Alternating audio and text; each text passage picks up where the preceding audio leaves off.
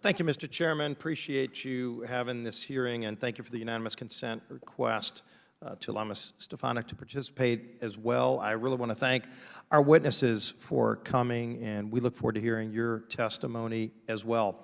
I'll keep my remarks brief to allow for a short video that I'll be playing from Ms. Janice Dean. She and her family were affected in the worst way by the deadly nursing home policies that were put in place by a handful of governors at the beginning of this pandemic. She's been very outspoken talking about and trying to highlight this issue. She's obviously got some very emotional feelings about this that she'll share.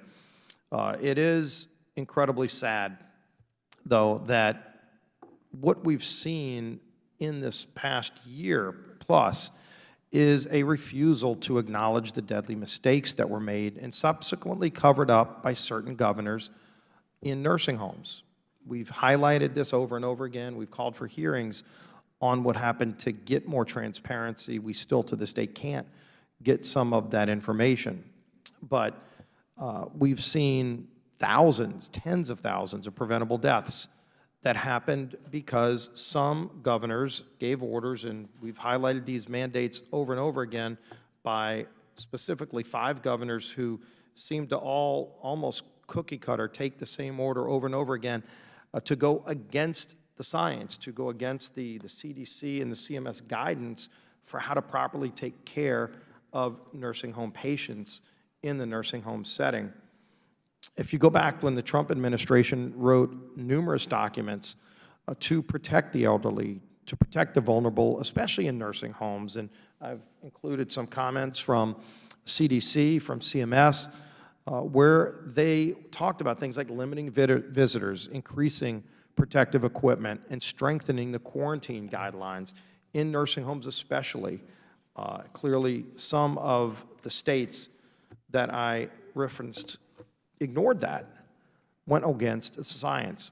Despite the cover-ups that we've seen, here's what we do know.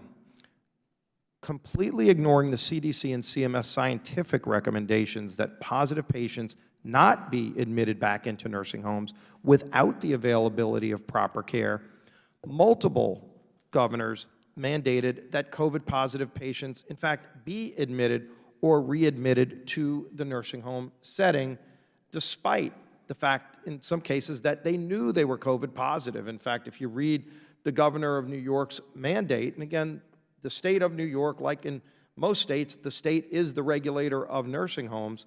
I'll just read from the advisory. March 25th, 2020, mandate from New York to all nursing homes, quote, no resident shall be denied readmission or admission to the nursing home solely based on a confirmed or suspected diagnosis of COVID-19. Nursing homes are prohibited from requiring a hospitalized resident who is determined medically stable to be tested for COVID-19 prior to admission or readmission. Again, going against the science that CMS and CDC laid out, the regulator, not just New York, but then it was almost cookie cutter, cut and pasted by the governor of New Jersey. We saw the governor of Michigan do the same thing. The governor of Pennsylvania and the governor of California all gave mandates very similarly saying that you had to, as a nursing home, take patients back, even if they were COVID positive, and prohibited them from testing for COVID. And should anybody be shocked of the results we saw? Tens of thousands of patients died who never should have died. These orders were in direct conflict with the science. We saw it with Governor Cuomo. He actively and multiple times covered up the total number of COVID-19 nursing home deaths by not reporting nursing home residents that died in hospitals. Governor Cuomo and his team engaged in a cover-up that was designed to deceive the public and protect the governor's image and personal profits from a multi-million-dollar book deal. He had millions of reasons to cover up the truth.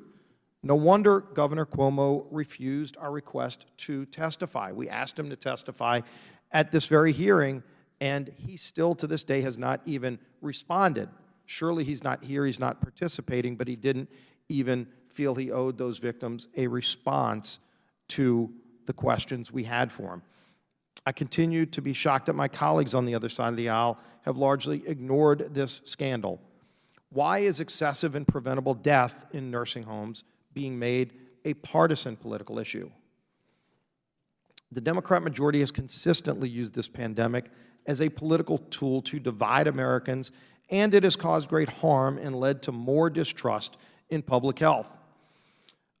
With that, Mr. Chairman, I would like to show the video from Ms. Janice Dean, because it does give some more insight into what happened specifically.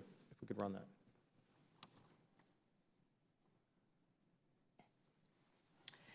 Chairman Clyburn, Ranking Member Scalise, and members of the Select Subcommittee on the Coronavirus Crisis. I'm sorry I can't be with you in person today, but I do appreciate this opportunity to provide a statement about the horrific, preventable tragedy that affected my family and thousands of others in New York State. On March 25th, 2020, the former governor of New York, Andrew Cuomo, along with his former health commissioner, Howard Zucker, signed an executive order that would put a Category 5 disaster into the homes where our most vulnerable lived. None of us knew that in 46 days, over 9,000 COVID-positive patients would be admitted into their residences. As the deceased were packed into body bags and piled up in storage trucks, Andrew Cuomo and his administration did everything they could to cover it up. I began my advocacy in May of 2020 on behalf of my husband's parents, who both died of COVID, which they contracted in their separate elder care facilities. I needed to find out the truth as to why our seniors were put at such grave risk. Instead of being remorseful or empathetic to our losses, I was attacked and belittled, scorned for where I work, who I might have voted for, and what I did for a living. But even a weather lady knows that putting sick patients into a nursing home is a disaster waiting to happen. Part of my job as a broadcast meteorologist is to make sure when there's a potentially deadly hurricane or a tornado outbreak, there's a dire warning in advance of those who are at risk. That's a big responsibility I take very seriously. Andrew Cuomo knew early on that our seniors were the most susceptible to the virus, and yet he said several times that if COVID got into nursing homes, it would spread like, quote, fire through dry grass. And yet neither his administration or the New York Department of Health ever alerted susceptible family members or help evacuate the residents in harm's way. Instead, they helped light the match and spread the flames.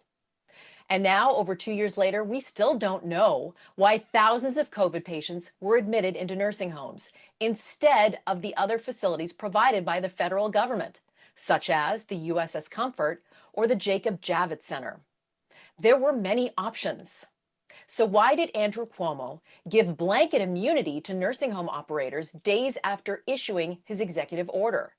And why did he try so hard to cover up the thousands of deaths afterwards? Did it have anything to do with his $5.2 million book he was trying to sell to the highest bidder? A closer look at the timeline and the money trail might give you some clues. But the only way we do that is by doing a thorough investigation, and one that involves subpoenas. We need to treat what happened inside nursing homes as a catastrophic event, one that could have been avoided and was made worse by the people who were supposed to protect us. A situation like this should warrant an after-action review. We must find out what happened and how we can withstand another storm like this in the future. Because if we don't find out now, it will happen again. Our families deserve answers, and we won't give up until there is justice for the thousands of precious lives that were engulfed in flames from a COVID wildfire. And thank you for your time.